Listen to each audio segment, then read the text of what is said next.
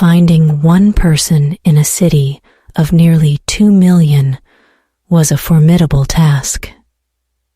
It helped if that person's behavior was predictable, and he could usually be found in a tavern or gin shop. Still, it wouldn't be easy. "Leo, where are you?" Miss Amelia Hathaway thought desperately as the carriage wheels rattled along the cobbled street. Poor, wild, troubled Leo. Some people, when faced with intolerable circumstances, simply broke. Such was the case with her formerly dashing and dependable brother. At this point, he was probably beyond all hope of repair. "We'll find him," Amelia said, with an assurance she didn't feel. She glanced at the gypsy who sat opposite her. As usual, Maripin showed no expression. One could be forgiven for assuming Maripin was a man of limited emotions. He was so guarded, in fact, that even after living with the Hathaway family for 15 years, he still hadn't told anyone his first name. They had known him simply as Maripin ever since he had been found, battered and unconscious, beside a creek that ran through their property. When Maripin had awakened to discover himself surrounded by curious Hathaways, he had reacted violently. It had taken their combined efforts to keep him in bed, all of them exclaiming that he would make his injuries worse. He must lie still. Amelia's father had deduced the boy was the survivor of a gypsy hunt, a brutal practice in which local landowners rode out on horseback with guns and clubs to rid their properties of Romany encampments. The lad was probably left for dead, Mr. Hathaway had remarked gravely. As a scholarly and forward-thinking gentleman, he had disapproved of violence in any form. "I'm afraid it will be difficult to communicate with his tribe. They are probably long gone by now." "May we keep him, Papa?" Amelia's younger sister, Poppy, had cried eagerly, no doubt envisioning the wild boy, who had bared his teeth at her like a trapped wolverine, as an entertaining new pet. Mr. Hathaway had smiled at her. "He may stay as long as he chooses, but I doubt he will remain here longer than a week or so. Romany gypsies, the Rom, they call themselves, are a nomadic people. They dislike staying under one roof too long. It makes them feel imprisoned." However, Maripin had stayed. He had started out as a small and rather slight lad, but with proper care and regular meals, he had grown at a near alarming rate into a man of robust and powerful proportions. It was difficult to say exactly what Maripin was. Not quite a family member, not a servant, although he worked in various capacities for the Hathaways, acting as a driver and jack of all trades.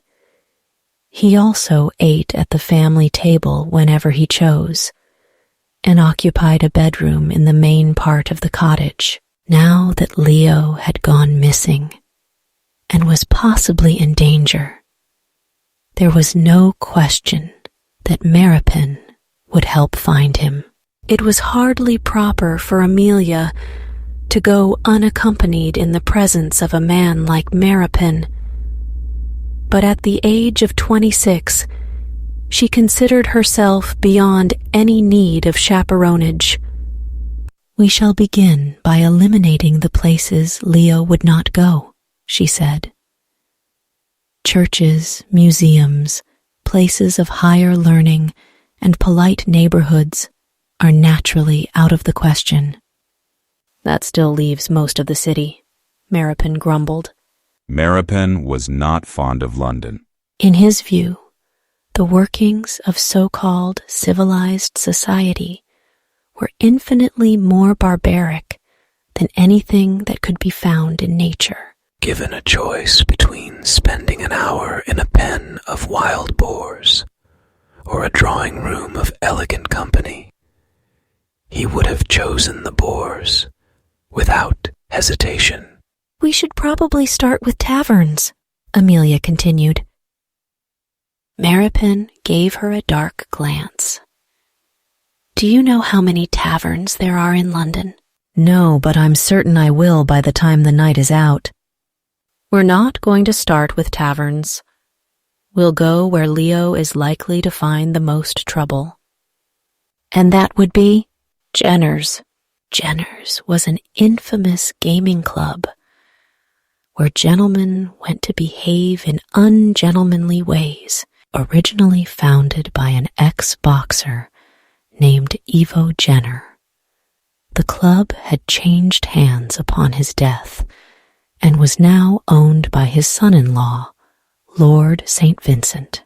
The less than sterling reputation of St. Vincent had only enhanced the club's allure. A membership at Jenner's cost a fortune. Naturally, Leo had insisted on joining immediately upon inheriting his title 3 months ago. If you intend to drink yourself to death, Amelia had told Leo calmly, I wish you would do it at a more affordable place. But I'm a viscount now, Leo had replied nonchalantly. I have to do it with style, or what will people say? That you were a wastrel and a fool, and the title might just as well have gone to a monkey. That had elicited a grin from her handsome brother. I'm sure that comparison is quite unfair to the monkey. Turning cold with increasing worry, Amelia pressed her gloved fingers to the aching surface of her forehead. This wasn't the first time Leo had disappeared, but it was definitely of the longest duration. I've never been inside a gaming club before. It will be a novel experience. They won't let you inside. You're a lady. And even if they did allow it, I wouldn't. Lowering her hand, Amelia glanced at him in surprise. It was rare that Maripin forbade her to do anything. In fact, this may have been the first time. She found it annoying. Considering that her brother's life might be at stake, she was hardly going to quibble over social niceties. Besides, she was curious to see what was inside the privileged masculine retreat. As long as she was doomed to remain a spinster, she might as well enjoy the small freedoms that came with it. Neither will they let you inside, she pointed out. You're a Roma. As it happens, the manager of the club is also a Roma. That was unusual, extraordinary even. Gypsies were known as thieves and tricksters. For one of the Rom to be entrusted with the accounting of cash and credit, not to mention arbitrating controversies at the gambling tables, was nothing short of amazing. He must be a rather remarkable individual to have assumed such a position, Amelia said. Very well. I will allow you to accompany me inside Jenner's. It's possible your presence will induce him to be more forthcoming. Thank you. Maripin's voice was so dry, one could have struck a match off it. Amelia remained strategically silent as he drove the covered brougham through the highest concentration of attractions, shops, and theaters in the city. The poorly sprung carriage bounced with abandon along the wide thoroughfares, passing handsome squares lined with columned houses and tidily fenced greens, and Georgian-fronted buildings. As the streets became more lavish, the brick walls gave way to stucco, which soon gave way to stone. The West End scenery was unfamiliar to Amelia. Despite the proximity of their village, the Hathaways didn't often venture into town, certainly not to this area. Even now, with their recent inheritance, there was little they could afford here. Glancing at Maripin, Amelia wondered why he seemed to know exactly where they were going, when he was no more acquainted with town than she. But Maripin had an instinct for finding his way anywhere. They turned onto King Street, which was ablaze with light shed from gas lamps. It was noisy and busy, congested with vehicles and groups of pedestrians setting out for the evening's entertainment. The sky glowed dull red as the remaining light percolated through the haze of coal smoke. Crowns of lofty buildings broke the horizon, rows of dark shapes protruding like witches' teeth. Maripin guided the horse to a narrow alley of mews behind a great stone-fronted building. Jenner's. Amelia's stomach tightened. It was probably too much to ask that her brother would be found safely here. In the first place they looked. "Maripin," her voice was strained.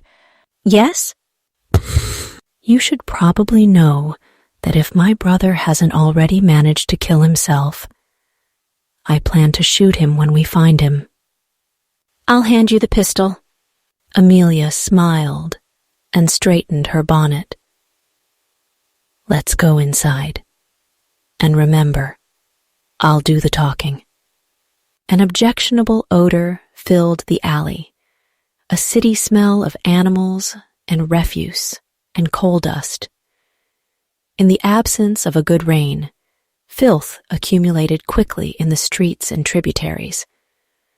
Descending to the soiled ground, Amelia hopped out of the path of squeaking rats that ran alongside the wall of the building.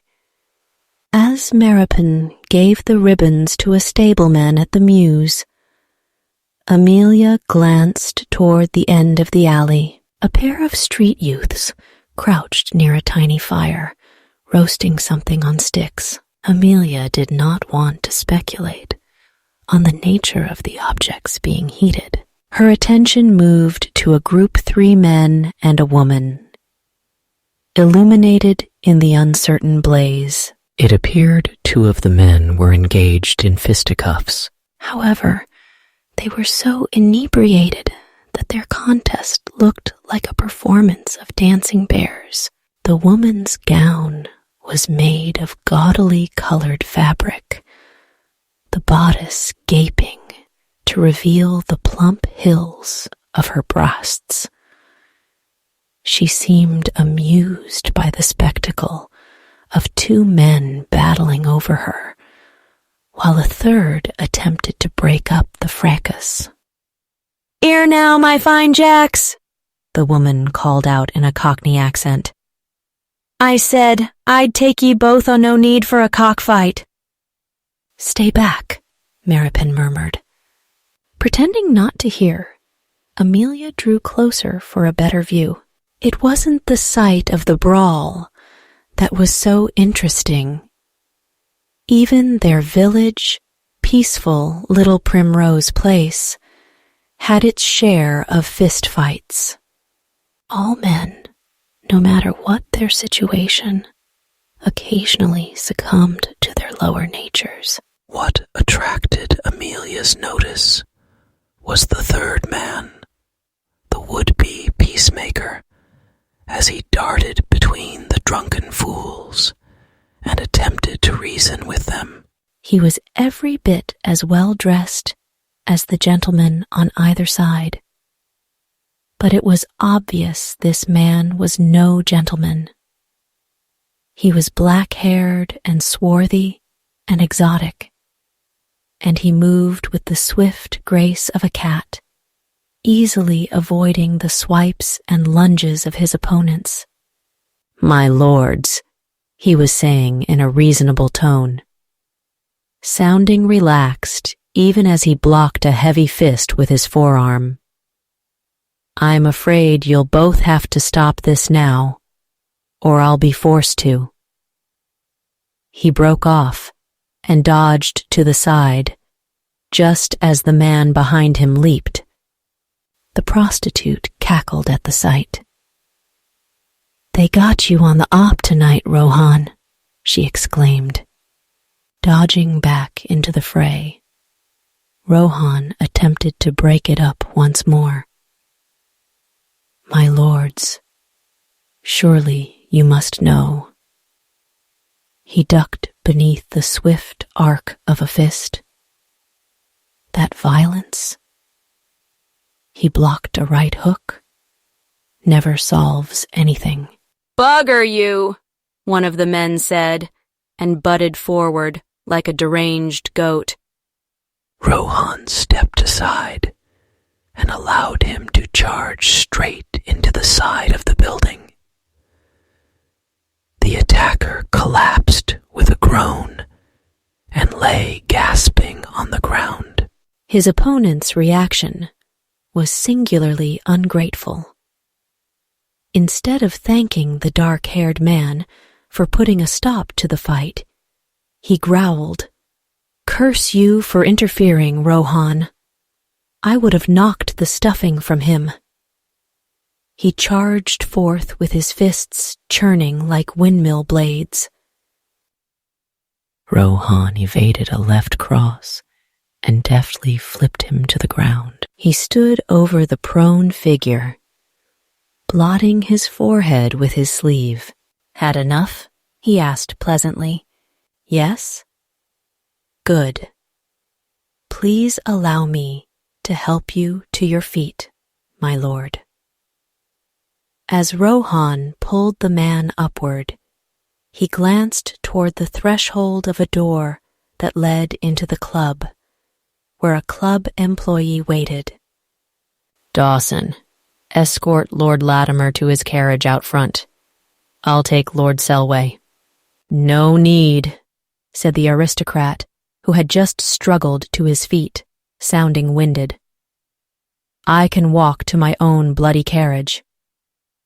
Tugging his clothes back into place over his bulky form, he threw the dark-haired man an anxious glance. "Rohan, I will have your word on something." "Yes, my lord?" "If word of this gets out, if Lady Selway should discover that I was fighting over the favors of a fallen woman, my life won't be worth a farthing." Rohan replied with reassuring calm. "She'll never know, my lord." "She knows everything," Selway said. "She's in league with the devil. If you are ever questioned about this minor altercation—" "It was caused by a particularly vicious game of whist," came the bland reply. "Yes, yes, good man." Selway patted the younger man on the shoulder. "And to put a seal on your silence?" He reached a beefy hand inside his waistcoat and extracted a small bag. "No, my lord." Rohan stepped back with a firm shake of his head, his shiny black hair flying with the movement and settling back into place. There's no price for my silence. Take it, the aristocrat insisted. I can't, my lord. It's yours. The bag of coins was tossed to the ground, landing at Rohan's feet with a metallic thud. There. Whether you choose to leave it lying on the street or not is entirely your choice. As the gentleman left, Rohan stared at the bag as if it were a dead rodent. I don't want it, he muttered, to no one in particular. I'll take it, the prostitute said, sauntering over to him. She scooped up the bag and tested its heft in her palm. A taunting grin split her face. Gosh, I've never seen a gypsy what's afraid of blunt. I'm not afraid of it, Rohan said sourly. I just don't need it. Sighing, he rubbed the back of his neck with one hand. She laughed at him and slid an openly appreciative glance over his lean form. I ates to take something for nothing. Care for a little knock in the alley before I goes back to Bradshaw's? I appreciate the offer, he said politely. But no. She hitched a shoulder in a playful half shrug. Less work for me then. Good evening. Rohan responded with a short nod, seeming to contemplate a spot on the ground with undue concentration. He was very still, seeming to listen for some nearly imperceptible sound. Lifting a hand to the back of his neck again, he rubbed it as if to soothe a warning prickle. Slowly he turned and looked directly at Amelia. A little shock went through her as their gazes met. Although they were standing several yards apart, she felt the full force of his notice. His expression was not tempered by warmth or kindness.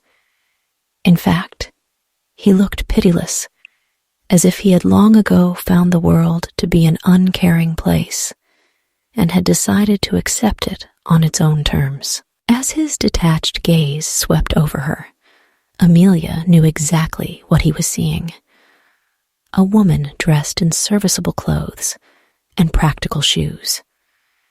She was fair-skinned and dark-haired, of medium height, with the rosy-cheeked wholesomeness common to the Hathaways. Her figure was sturdy and voluptuous, when the fashion was to be reed slim and wan and fragile. Without vanity, Amelia knew that although she wasn't a great beauty, she was sufficiently attractive to have caught a husband. But she had risked her heart once, with disastrous consequences. She had no desire to try it again. And God knew she was busy enough trying to manage the rest of the Hathaways. Rohan looked away from her. Without a word or a nod of acknowledgement, he walked to the back entrance of the club.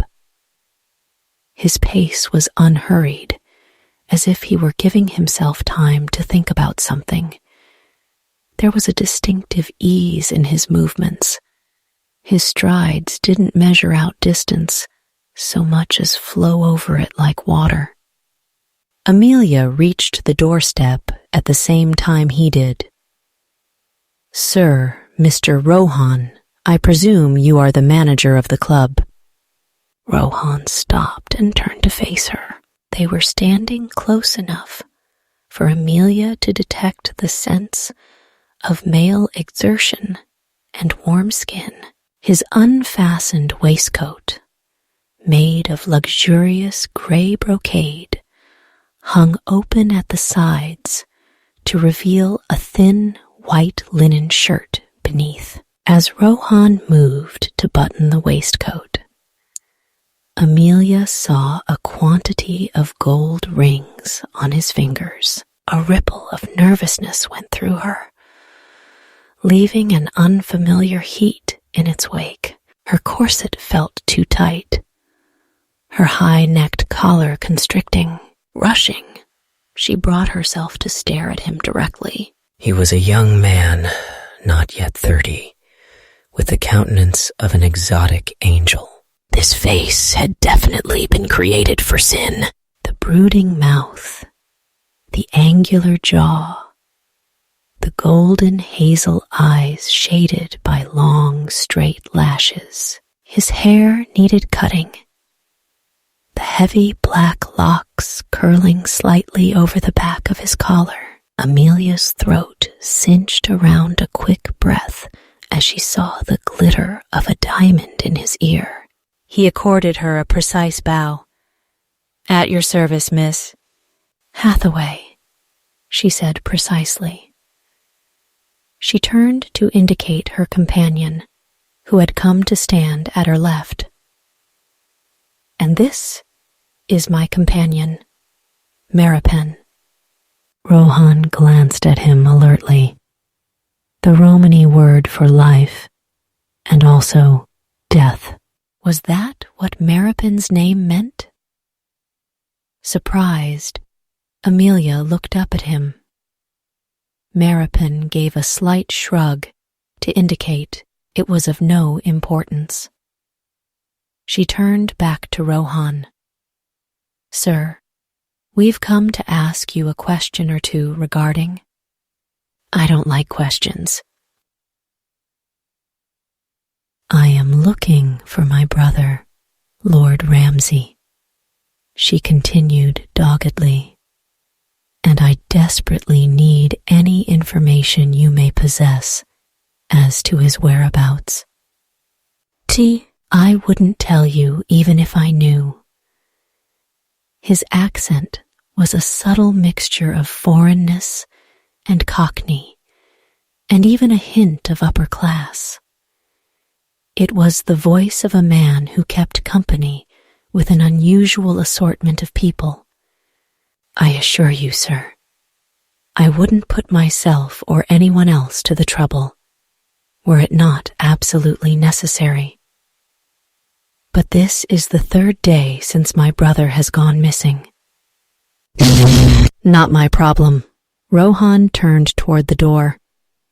"He tends to fall in with bad company." "That's unfortunate. He could be dead by now. I can't help you. I wish you luck in your search." Rohan pushed open the door and made to enter the club. He stopped as Meropen spoke in Romany. Since Meropen had first come to the Hathaways, there had been only a handful of occasions on which Amelia had heard him speak the secret language known to the Rom.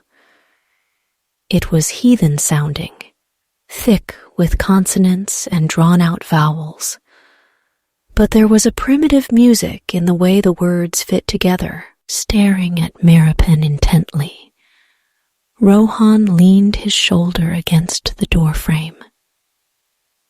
"The old language," he said. "It's been years since I've heard it. Who is the father of your tribe?" "I have no tribe." A long moment passed, while Meropen remained inscrutable in the face of Rohan's regard. The hazel eyes narrowed. "Come in. I'll see what I can find out." They were brought into the club without ceremony, Rohan directing an employee to show them to a private receiving room upstairs. Amelia heard the hum of voices and music coming from somewhere, and footsteps going to and fro. It was a busy masculine hive, forbidden to someone like herself. The employee, a young man with an East London accent and careful manners, took them into a well-appointed room and bid them wait there until Rohan returned. Maripin went to a window overlooking King Street. Amelia was surprised by the quiet luxury of her surroundings. The hand-knotted carpet, done in shades of blue and cream, the wood-paneled walls, and velvet-upholstered furniture. "Quite tasteful," she commented, removing her bonnet and setting it on a small, claw-footed mahogany table. For some reason I had expected something a bit, well, tawdry. Jenner's is a cut above the typical establishment. It masquerades as a gentleman's club, when its real purpose is to provide the largest hazard bank in London. Amelia went to a built-in bookshelf and inspected the volumes as she asked idly, "Why is it, do you think, that Mr. Rohan was reluctant to take money from Lord Selway?" Maripin cast a sardonic glance over his shoulder. "You know how the Rom feel about material possessions." "Yes, I know your people don't like to be encumbered. But from what I've seen, Romas are hardly reluctant to accept a few coins in return for a service. It's more than not wanting to be encumbered. For a Chal to be in this position?" What's a Chal? "A son of the Rom. For a Chal to wear such fine clothes, to stay under one roof so long, to reap such financial bounty. It's shameful, embarrassing, contrary to his nature." He was so stern and certain of himself, Amelia couldn't resist teasing him a little. "And what's your excuse, Maripin? You've stayed under the Hathaway roof for an awfully long time. That's different. For one thing, there's no profit in living with you." Amelia laughed. For another, Maripin's voice softened, "I owe my life to your family." Amelia felt a surge of affection as she stared at his unyielding profile. "What a spoil sport," she said gently. "I try to mock you, and you ruin the moment with sincerity. You know you're not obligated to stay, dear friend. You've repaid your debt to us 1,000 times over." Maripin shook his head immediately. "It would be like leaving a nest of plover chicks with a fox nearby." "We're not as helpless as all that," she protested. "I'm perfectly capable of taking care of the family, and so is Leo, when he's sober." "When would that be?" His bland tone made the question all the more sarcastic. Amelia opened her mouth to argue the point, but was forced to close it. Maripin was right. Leo had wandered through the past 6 months in a state of perpetual inebriation. She put a hand to her midriff, where worry had accumulated like a sack of lead shot. Poor wretched Leo. She was terrified. Nothing could be done for him. Impossible to save a man who didn't want to be saved. That wouldn't stop her from trying, however. She paced around the room, too agitated to sit and wait calmly. Leo was out there somewhere, needing to be rescued. And there was no telling how long Rohan would have them bide their time here. "I'm going to have a look around," she said, heading to the door. "I won't go far. Stay here, Maripin, in case Mr. Rohan should come." She heard him mutter something beneath his breath. Ignoring her request, he followed at her heels as she went out into the hallway. "This isn't proper," he said behind her. Amelia didn't pause. Propriety had no power over her now. "This is my one chance to see inside a gaming club. I'm not going to miss it." Following the sound of voices, she ventured toward a gallery that wrapped around the second story of a huge, splendid room.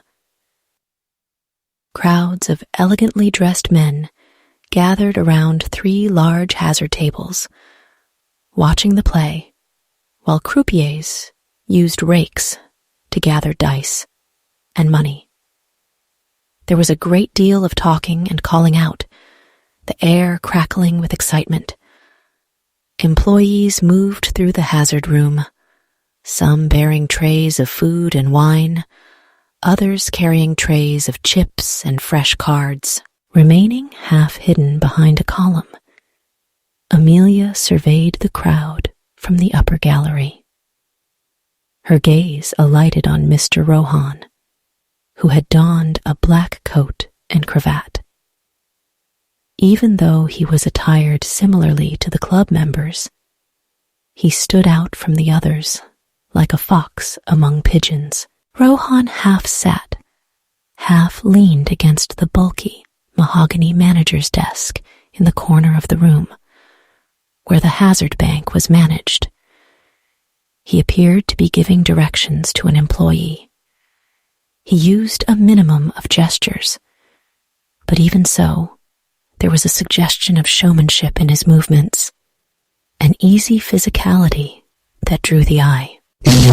And then, somehow, the intensity of Amelia's interest seemed to reach him. He reached up to the back of his neck, and then he looked directly at her.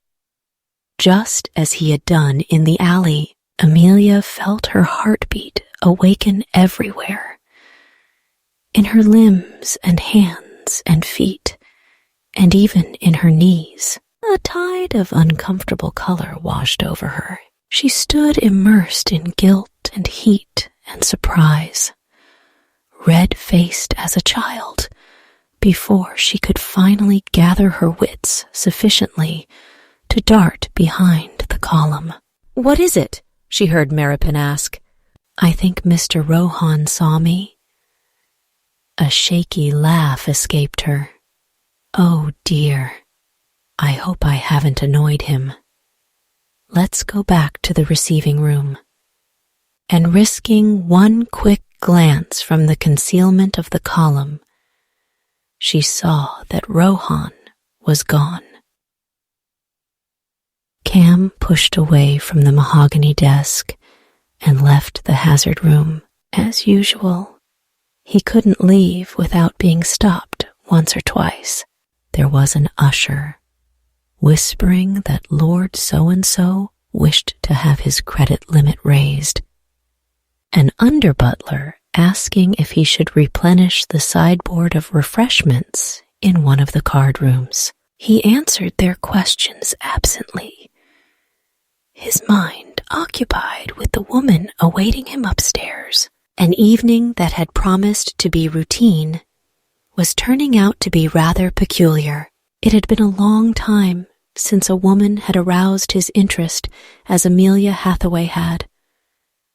The moment he had seen her standing in the alley, wholesome and pink-cheeked, her voluptuous figure contained in a modest gown, he had wanted her.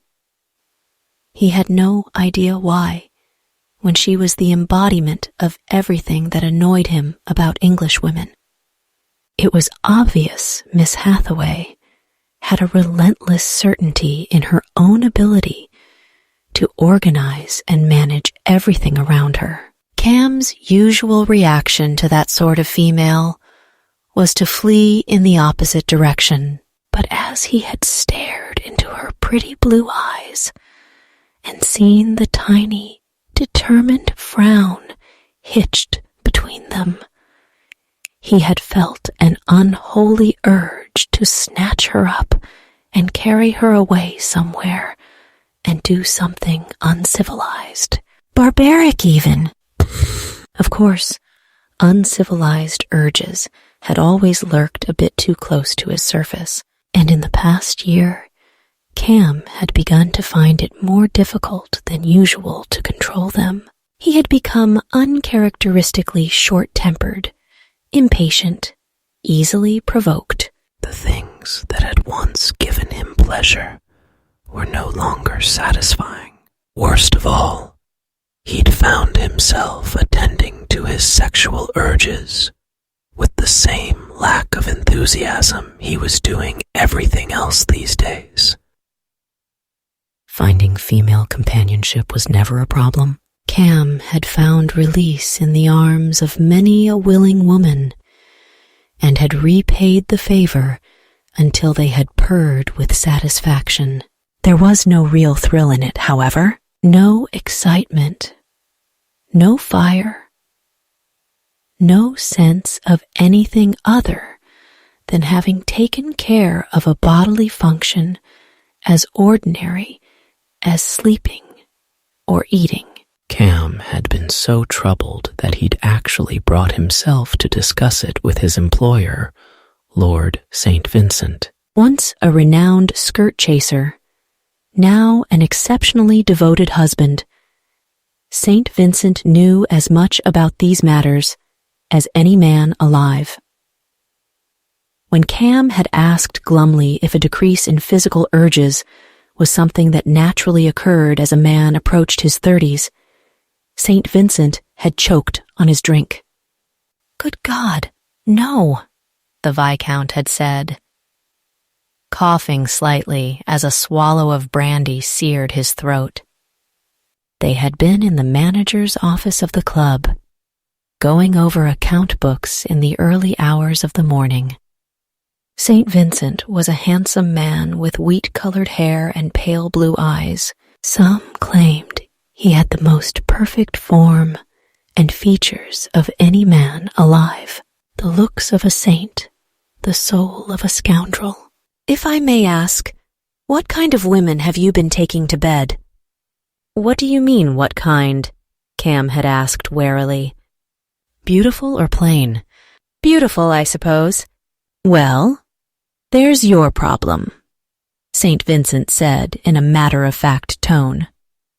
"Plain women are far more enjoyable.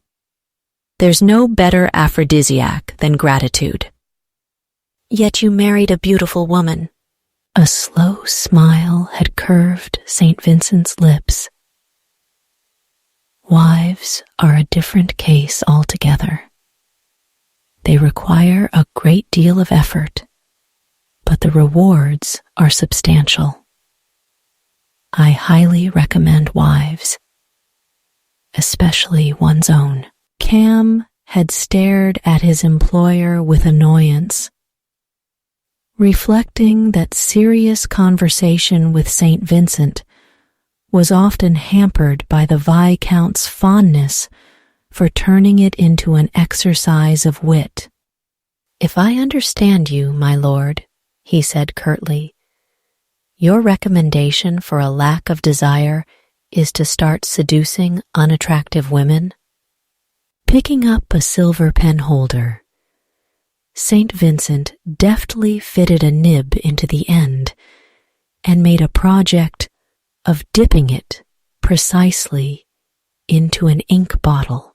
"Rohan, I'm doing my best to understand your problem. However, a lack of desire is something I've never experienced. I'd have to be on my deathbed before I stopped wanting never mind. I was on my deathbed in the not-too-distant past, and even then, I had the devil's own itch for my wife." "Congratulations," Cam muttered, abandoning any hope of prying an earnest answer out of the man. "Let's attend to the account books. There are more important matters to discuss than sexual habits." St. Vincent scratched out a figure and set the pen back on its stand. No, I insist on discussing sexual habits. It's so much more entertaining than work. He relaxed in his chair with a deceptive air of laziness.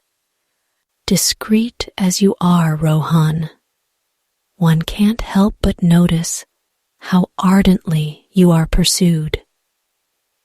It seems you hold quite an appeal for the ladies of London. And from all appearances, you've taken full advantage of what's been offered. Cam stared at him without expression. Pardon, but are you leading to an actual point, my lord? Leaning back in his chair, St. Vincent made a temple of his elegant hands and regarded Cam steadily.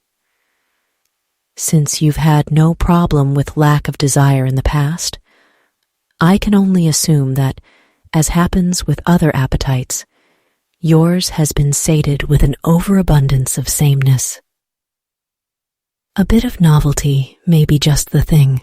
Considering the statement, which actually made sense, Cam wondered if the notorious former rake had ever been tempted to stray, having known Evie since childhood, when she had come to visit her widowed father at the club from time to time. Cam felt as protective of her as if she'd been his younger sister. No one would have paired the gentle-natured Evie with such a libertine. And perhaps no one had been as surprised as St. Vincent himself to discover their marriage of convenience had turned into a passionate love match. "What of married life?" Cam asked softly. "Does it eventually become an overabundance of sameness?" St. Vincent's expression changed, the light blue eyes warming at the thought of his wife. "It has become clear to me that with the right woman, one can never have enough. I would welcome an overabundance of such bliss, but I doubt such a thing is mortally possible." Closing the account book with a decisive thud, he stood from the desk. "If you'll excuse me, Rohan, I'll bid you good night." "What about finishing the accounting? I'll leave the rest in your capable hands." At Cam's scowl, St. Vincent shrugged innocently. "Rohan, one of us is an unmarried man with superior mathematical abilities and no prospects for the evening. The other is a confirmed lecher in an amorous mood, with a willing and nubile young wife waiting at home. Who do you think should do the damned account books?" And, with a nonchalant wave, St. Vincent had left the office. Novelty had been St. Vincent's recommendation. Well, that word certainly applied to Miss Hathaway. Cam had always preferred experienced women who regarded seduction as a game and knew better than to confuse pleasure with emotion. He had never cast himself in the role of tutor to an innocent. In fact, the prospect of initiating a virgin was distinctly off-putting. Nothing but pain for her, and the appalling possibility of tears and regrets afterward. He recoiled from the idea. No, there would be no pursuit of novelty with Miss Hathaway. Hastening his pace, Cam went up the stairs to the room where the woman waited with the dark-faced chal. Maripin was a common Romany name, yet the man was in a most uncommon position. It appeared he was acting as the woman's servant, a bizarre and repugnant situation for a freedom-loving Roma. So the two of them, Cam and Maripin, had something in common. Both of them worked for Gajos instead of roaming the earth freely as God intended. Aroma didn't belong indoors, enclosed by walls. Living in boxes, as all rooms and houses were, shut away from the sky and wind and sun and stars, breathing in stale air scented with food and floor polish. For the first time in years, Cam felt a surge of mild panic. He fought it back and focused on the task at hand. Getting rid of the peculiar pair in the receiving room. Tagging at his collar to loosen it, he pushed at the half-open door and entered the room. Miss Hathaway stood near the doorway, waiting with tightly leashed impatience, while Maripin remained a dark presence in the corner. As Cam approached and looked into her upturned face, the panic dissolved in a curious rush of heat. Her blue eyes were smudged with faint lavender shadows, and her soft-looking lips were pressed into a tight seam. Her hair had been pulled back and pinned, dark and shining against her head. That scraped back hair. The modest, restrictive clothing advertised her as a woman of inhibitions. A proper spinster. But nothing could have concealed her radiant will. She was delicious. He wanted to unwrap her like a long-awaited gift. He wanted her vulnerable and gnawed beneath him.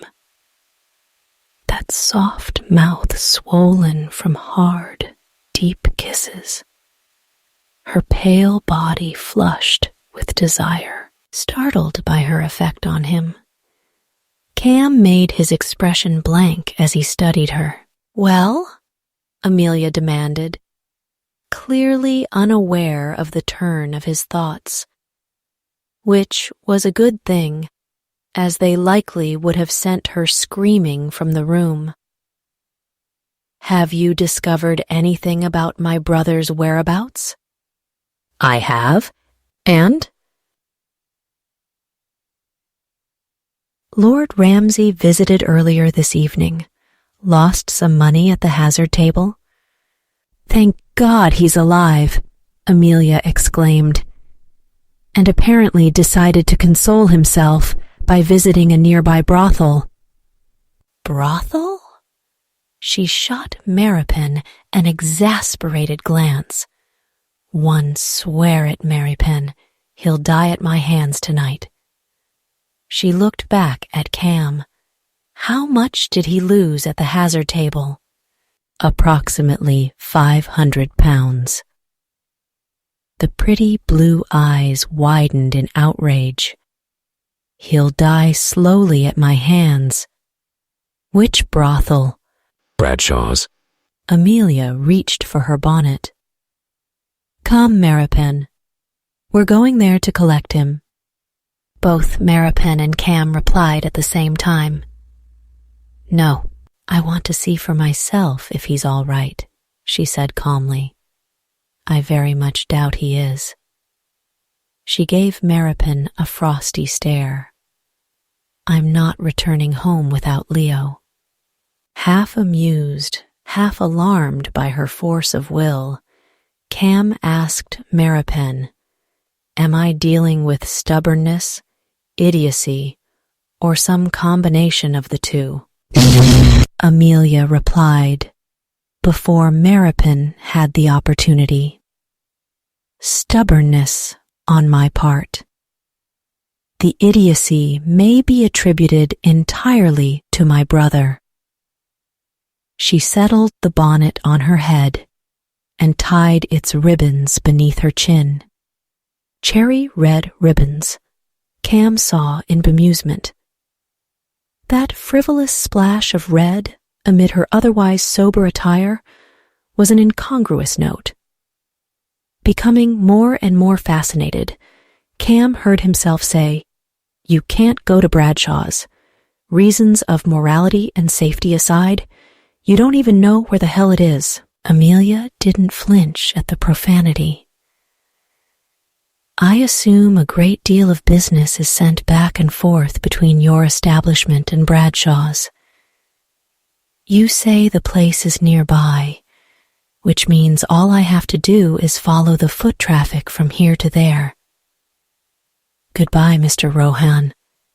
I appreciate your help." Cam moved to block her path. "All you'll accomplish is making a fool of yourself, Miss Hathaway.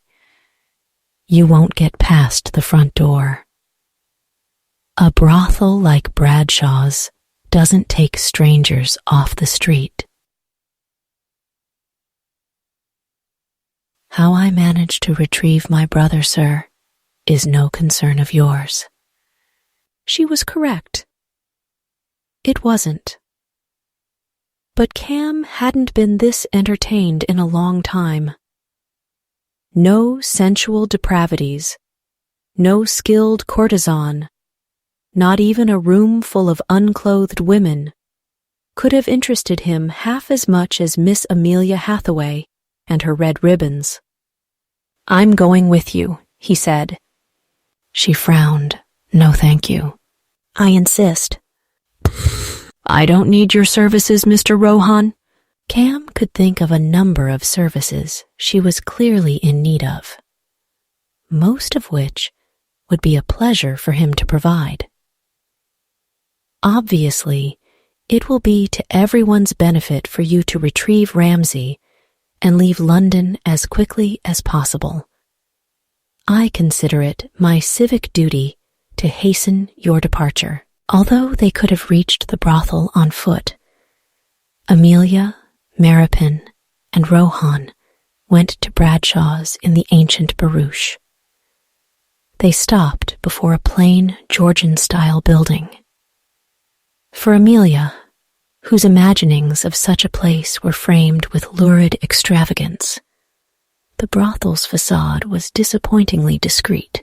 "Stay inside the carriage," Rohan said. "I'll go inside and inquire as to Ramsay's whereabouts." He gave Maripin a hard look. "Don't leave Miss Hathaway unattended even for a second. It's dangerous at this time of night." "It's early evening," Amelia protested. "And we're in the West End, amid crowds of well-dressed gentlemen.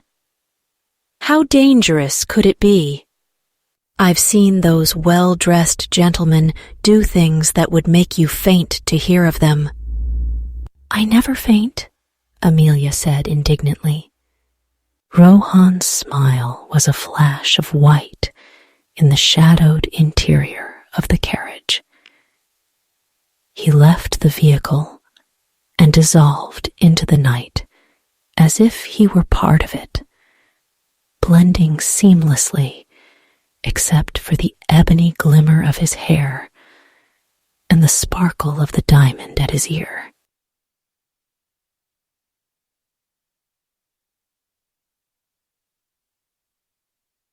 "I never faint," Amelia said indignantly. Rohan's smile was a flash of white in the shadowed interior of the carriage. He left the vehicle and dissolved into the night as if he were part of it, blending seamlessly except for the ebony glimmer of his hair and the sparkle of the diamond at his ear. Amelia stared after him in wonder. What category did one put such a man in? He was not a gentleman, nor a lord, nor a common working man, nor even fully a gypsy. A shiver chased beneath her corset stays as she recalled the moment he had helped her up into the carriage. Her hand had been gloved, but his had been bare, and she had felt the heat and strength of his fingers, and there had been the gleam She had never seen such a thing before. "Marypen, what does it mean when a man wears a thumb ring? Is it a gypsy custom?" Seeming uncomfortable with the question, Marypen looked through the window into the damp night. A group of young men passed the vehicle, wearing fine coats and tall hats, laughing among themselves. A pair of them stopped to speak with a gaudily dressed woman. Still frowning, Marypen replied to Amelia's question. "It signifies independence and freedom of thought. Also, a certain separateness. In wearing it, he reminds himself he doesn't belong where he is." Why would Mr. Rohan want to remind himself something like that? "Because the ways of your kind are seductive," Marypen said darkly. "It's difficult to resist them." "Why must you resist them? I fail to see what is so terrible about living in a proper house and securing a steady income and enjoying things like nice dishes and upholstered chairs." "Gaji," he murmured in resignation, making Amelia grin briefly. It was the word for a non-gypsy woman. She relaxed back against the worn, upholstered seat. "I never thought I would be hoping so desperately to find my brother inside a house of ill repute. But between a brothel or floating face down in the Thames?" She broke off and pressed the knuckles of her clenched fist against her lips. "He's not dead." Marypen's voice was low and gentle. Amelia was trying very hard to believe that. "We must get Leo away from London. He'll be safer out in the country, won't he?" Marypen gave a non-committal shrug, his dark eyes revealing nothing of his thoughts. "There's far less to do in the country," Amelia pointed out. "And definitely less trouble for Leo to get into. A man who wants trouble can find it anywhere." After minutes of unbearable waiting, Rohan returned to the brougham and tugged the door open. "Where is he?" Amelia demanded as the gypsy climbed inside. "Not here." After Lord Ramsay went upstairs with one of the girls and, conducted the transaction, he left the brothel. "Where did he go, did you ask?" He told them he was going to a tavern called the Hell and Bucket. "Lovely," Amelia said shortly. "Do you know the way?" Seating himself beside her, Rohan glanced at Marypen. "Follow St. James eastward. Turn left after the third crossing." Marypen flicked the ribbons, and the carriage rolled past a trio of prostitutes. Amelia watched the women with undisguised interest. "How young some of them are," she said. "If only some charitable institution would help them find respectable employment." "Most so-called respectable employment is just as bad," Rohan replied. She looked at him indignantly. "You think a woman would be better off to work as a prostitute than to take an honest job that would allow her to live with dignity?" "I didn't say that. My point is that some employers are far more brutal than pimps or brothel bawds. Servants have to endure all manner of abuse from their masters, female servants in particular. And if you think there is dignity in working at a mill or factory, you've never seen a girl who's lost a few fingers from cutting broom straw." or someone whose lungs are so congested from breathing in fluff and dust at a carding mill, she won't live past the age of 30.